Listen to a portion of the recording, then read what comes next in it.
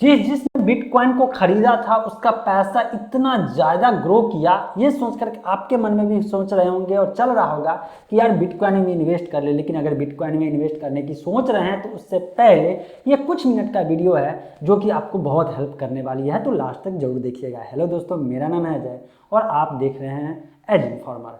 अभी लोगों के मन में सवाल चलता है कि यार बिटकॉइन में जिसने इन्वेस्ट किया था इतना ज़्यादा रिटर्न दिया, तो क्या अभी इन्वेस्ट करना चाहिए? अगर खासकर अपने इंडिया से बिलोंग कर रहे हैं, इट मीन्स ये है कि आपका pan card Indian pan card बना हुआ है, तो ऐसे में आपको कुछ पॉइंट को सोचना पड़ेगा। पहला ये कि गवर्नमेंट की पॉलिसी क्या कह रही है, दूसरा ये कि अगर आप इन्वेस्टमेंट करते हैं तो आप इसको रिकवर कर पाएंगे या नहीं कर पाएंगे। तो चलिए कुछ पॉइंट को इसमें समझते हैं। पहला ये, अगर गवर्नमेंट के पॉइंट से सोचा जाए तो आप एक तरफ से ये देख रहे हैं कि गवर्नमेंट जो है इसको बैन करने के लिए अलग अलग तरीके अपना रही है और न्यूज़ में ये चीज़ आ रही है। और यहीं पे दूसरा न्यूज़ देखते हैं और अब पता चलता है कि ये जो कॉइनबेस है वो कॉइनबेस एक क्रिप्टो करेंसी एक्सचेंजर वो इंडिया में लोगों को हायर करने जा रही है। हो सकता है कि इंडिया में वो अपना ब्रांच भी ओपन कर ले। तो कन्फ्यूजन पैदा होता है और सभी लोगों के मन में होगा कि एक तरफ कॉइनबेस इतनी बड़ी क्रिप्टो करेंसी एक्सचेंज है और उसको पता है कि इंडियन सरकार क्या करने जा रही है और फिर भी यहाँ पे अपना ऑफिस खोलने के लिए या इंडियन लोगों को हायर करने की सोच रही है। और यहीं पे सरकार की तरफ से न्यूज़ आ रही है, ऑफिशियल न्यूज़ तो आया नहीं है, ऑफिशियल कोई सोर्स से बोला नहीं गया, लेकिन इतना बोला गया है कि प्राइवेट क्रिप्टो करेंसी को बैन किया जाएगा। तो अब मामला क्या है?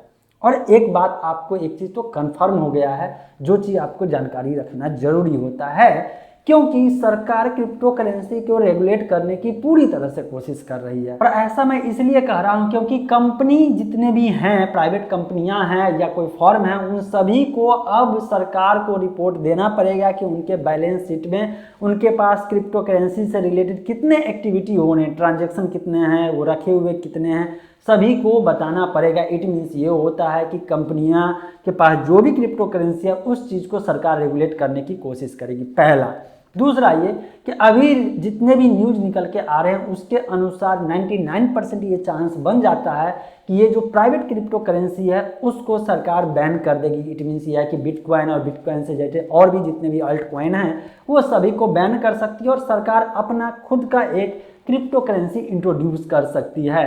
तो अब आप थोड़ा यहाँ पे समझिए कि अब इन्वेस्ट करने की सोच रहे हैं, मतलब आज के डेट में इन्वेस्ट करने की सोच रहे हैं, मतलब ये कि आपके पास पहले से पैसा है, और अगर पैसा है तो इसका मतलब ये है कि आप ये सोच रहे हैं उससे ज़्यादा रिटर्न लेने की, राइट। अब जरा मुझे बताइए कि अगर आप बिटकॉइन में अभी इन्वेस्ट नहीं करते हैं, इस सिचुएशन में, इस कंफ्यूजिंग वाले सिचुएशन में अगर इन्वेस्ट नहीं करते तो क्या होगा? ज़्यादा से ज़्यादा जो आपका पैसा है दूसरे जगह इन्वेस्ट करेंगे और एवरेज जो है आपको रिटर्न मिल जाएगा, बहुत ज़्यादा ग्रोथ नहीं मिलेगा और इस चक्कर में आपको ज़्यादा नुकसान नहीं होगा और आपको परेशानी नहीं होगी अगर इन्वेस्ट नहीं करते हैं तो। लेकिन अगर मान लीजिए अभी इन्वेस्ट कर देते हैं और जो न्यूज़ निकल के आ रही है उसके अनुसार ये भी है कि जितने भी ये क्रिप्टो करेंसी है ना, उसके एक्सचेंज है ना, जैसे कि बहुत सारे क्रिप्टो करेंसी एक्सचेंज है इंडिया में जिसके थ्रू आप जो है बाय करते हैं, है ना, किसी एक का नाम मैं नहीं लेना चाहूँगा, और वो जो क्रिप्टो करेंसी एक्सचेंज है उसका जो IP एड्रेस होगा उसको ब्लॉक भी किया जा सकता है। तो ऐसे में क्या होगा कि आपका पैसा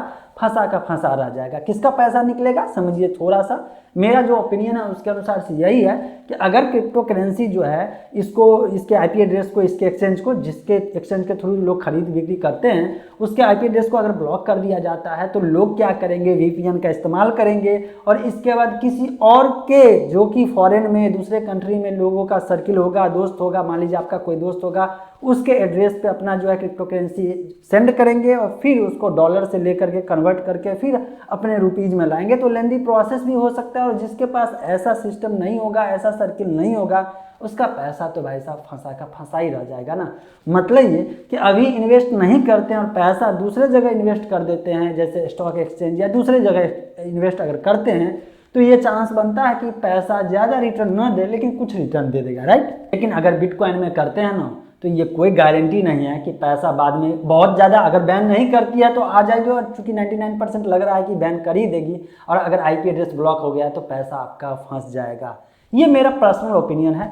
आपका क्या ओपिनियन है नीचे कमेंट में बताइएगा, और अगर मेरी बातों से सहमत है तो इस वीडियो को शेयर जरूर कर दीजिएगा। मिलते हैं फ्रेश और अपडेटेड इन्फॉर्मेशन के साथ नेक्स्ट वीडियो में।